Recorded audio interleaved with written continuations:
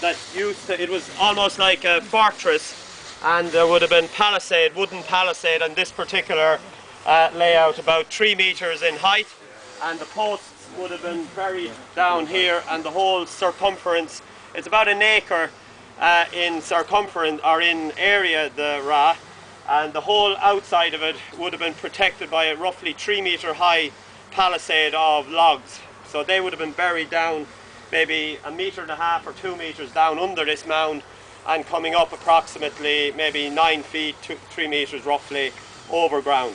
And then you can see here there's a major embankment the other side. So if you think of the times 2,000 years ago, for an individual farmer or whatever, it was quite a little bit of earth moving he had to do. So there was a few people involved. So you can have a look at the bank there if you wish.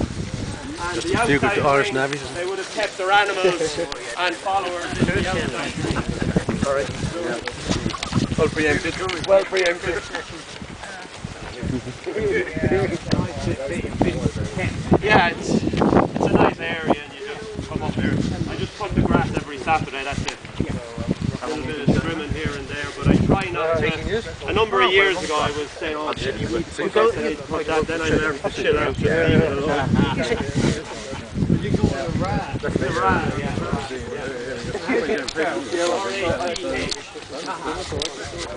This would have been the centre where their dwelling house would have been. So they would have had a reed-covered roof, and they would have been around in this circle here. And underneath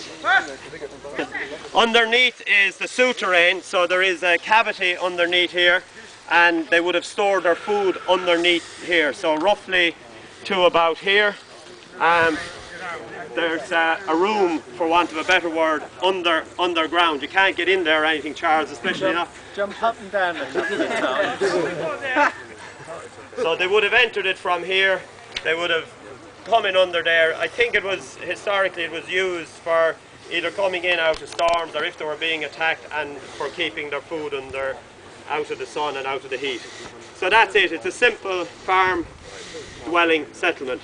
It probably was owned by somebody coming near sub-chieftain type status, because it's quite a big one, and not your average Joe would have built it, but he would have been maybe the clan leader of the small clan that would have been in this area. So where did he keep his Guinness?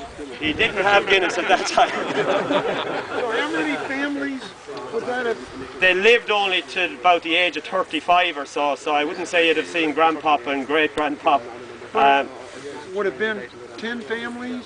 No, you would have had one main family, yeah. Now there could have been followers, people who maybe worked for them. It's kind of sketchy, but they would have been probably one family. He probably was, the guy who built it probably was a little bit up the pecking order, above the average. Well, he had to get this yeah, done. yeah, One exactly, guy couldn't do it. He needed to do a bit of talking to talk people into this. Is that where you got it? Might have had a gadget. What? Is that where you got it? Maybe. He was a motivational speaker. Motivation. Yeah.